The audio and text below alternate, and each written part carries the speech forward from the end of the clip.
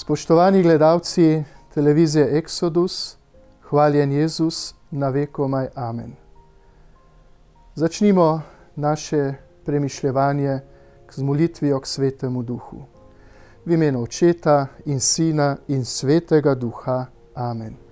Pridi, Sveti Duh, napolni srca svojih vernih in vžgi v njih ogenj svoje ljubezni.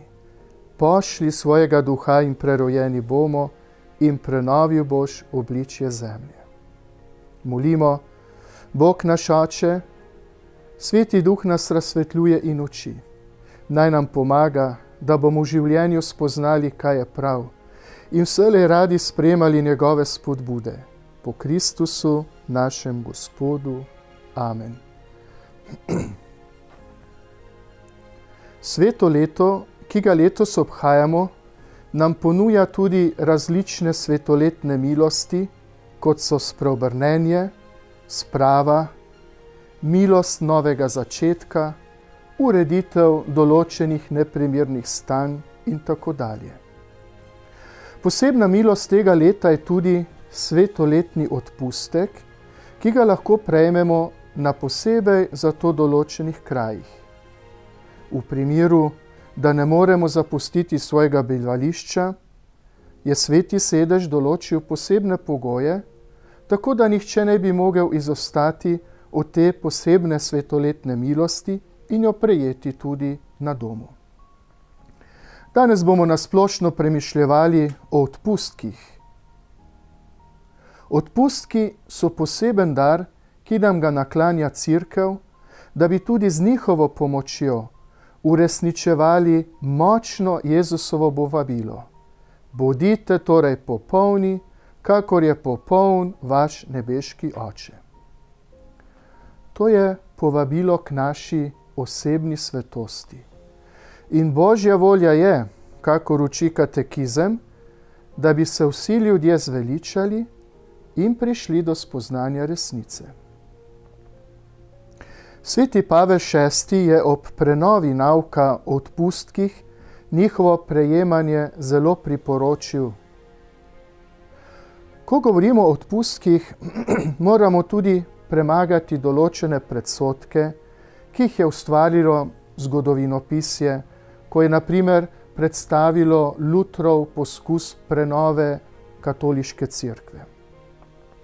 Začetnik zahodnega razkola ni bil proti odpustkom kot takim, ampak je bil proti načinu njihovega podeljevanja in zlorabam, ki so se ob tem dogajale.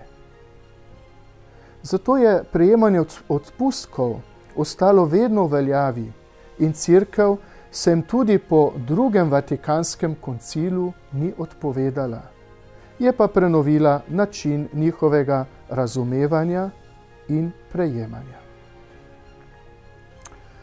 Največja ovira pri našem osebnem prizadevanju za svetost, za naše zveličanje, to je za naše večno srečo, je greh.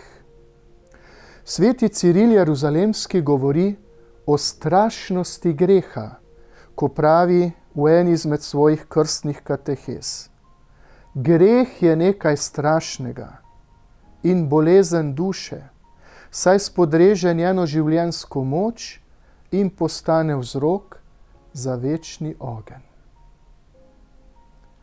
Strašnost greha je namreč v njegovih posledicah, ne toliko v samem dejanju greha, ampak v posledicah, ki jih pušča v človeku. Te posledice so včasih na telesu, včasih na duhu, včasih na duši. V grehu se namreč skrivajo osebna krivda, večna kazen, če gre za smrtni greh, in častna kazen. Kaj se zgodi pri sveti spovedi? Pri sveti spovedi Bog odpusti osebno krivdo, tako rekli samo dejanje greha, in večno kazen, če obstaja. Medtem ko častna kazen ostane, ki jo spovedanec odpravlja, zanjo zadoščuje, ali v tem življenju, ali po smrti v vicah, če seveda tja pride. Častna kazen lahko jih je tudi več, je pravzaprav posledica, sled greha, proti kateri se je potrebno boriti, da jo odpravimo. Sicer ostane kot ovira na poti našega prizadevanja za svetost in nas lahko kaj kmalu povede nazaj v isti greh. Naložena pokora pri sveti spovedi, ki je lahko v obliki molitve ali v obliki nekega dobrega dela, naj bi k temu pomagala. V veliko pomoč pa so ravno odpustki. Kot nas uči Cerkev, odpustek je odpuščanje častne kazni pred Bogom za tiste grehe, katerih krivda je že odpuščena. Torej vidimo, da odpustki so tesno povezani s sveto spovedjo. Če me vprašate, kako naj prejmem svetoletni odpustek, bi predlagal 6 korakov. Prvi, najprej je potrebno imeti namen, da hočem prejeti svetoletni odpustek in ga nameniti ali zase ali za duše v vicah. Ni ga mogoče nameniti drugim živim, naprimer svojemu možu, svoji ženi, svojemu prijatelju in tako dalje. Drugi korak je, da ne smemo biti navezani na greh, tudi na malega ne. To pomeni, da smo v resnični notranji drži svobode pred vsem grešnim. Vsaj trenutku, ko hočemo prejeti odpustek. Tretji korak. Pristopiti je potrebno k zakramentu svete spovedi. Lahko je več dni prej ali pozneje.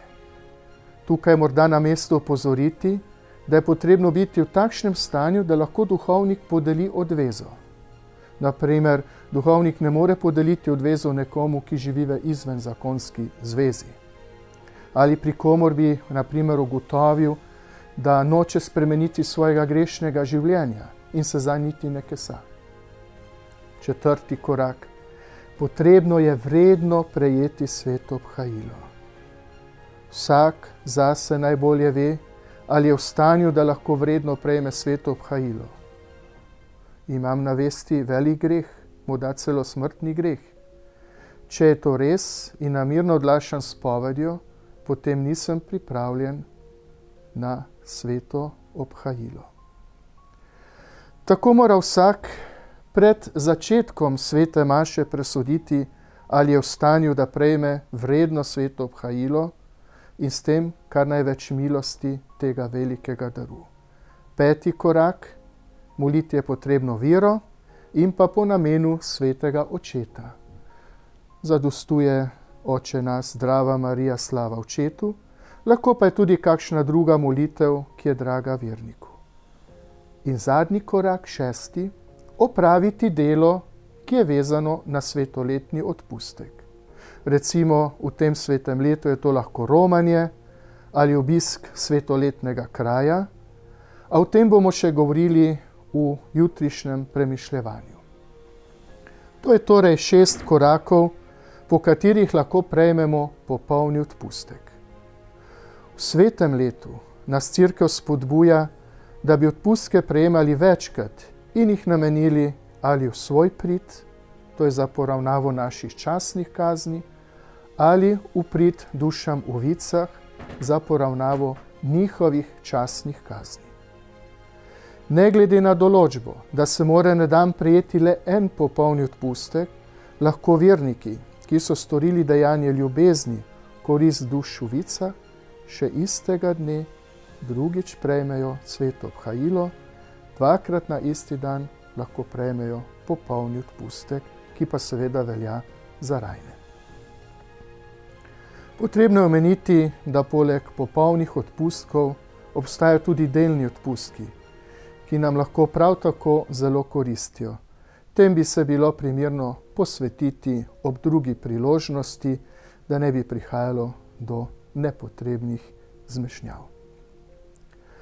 Upam, da smo v teh nekaj vrsticah uspeli zaslutiti, da odpustki odražajo veliko skrb Matere Cerkve, da bi njeni sinovi in hčere, osvobojeni posledic greha, predvsem sveto živeli in dosegli tisto srečo, za katero nas je namenil dobri Bog in tisto srečo, ki nikoli ne mine.